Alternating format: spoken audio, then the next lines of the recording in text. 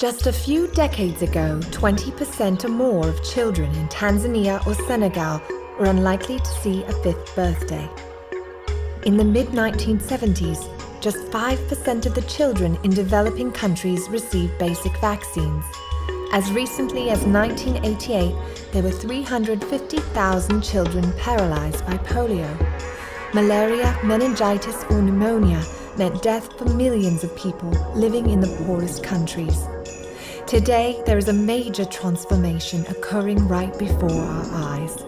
80% of the children around the world are now vaccinated against some of the deadliest diseases, while new vaccines continue to emerge from the research pipeline.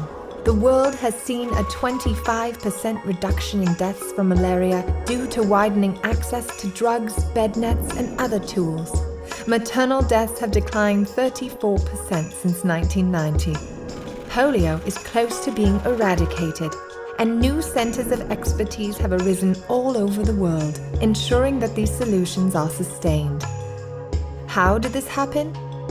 Partners from the public and private sector joined forces, responding to this crisis as never before.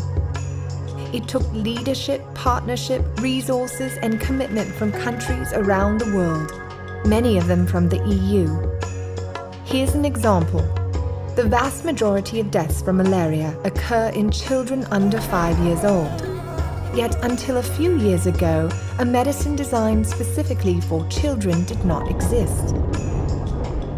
A new partnership between Novartis, Medicines for Malaria Venture, and multiple partners, including European government donors, changed all that. Since the launch of Coartem Dispersible in 2009, 137 million of the cherry-flavored treatments have been delivered to 35 countries, with hundreds of thousands of children's lives saved. The European Union has a strong history in helping lead the way to develop solutions for poverty-related neglected diseases.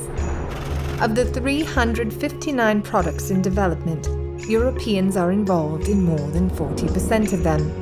The EU is responsible for 15% of total global investments in this research and development. And these investments haven't just benefited the developing world, but Europe itself. 66 cents of every euro is reinvested back into Europe. This means thousands of jobs across the EU. But this unprecedented progress is under siege. The global economic crisis continues to threaten the discovery of solutions that we know may determine whether a child lives or dies.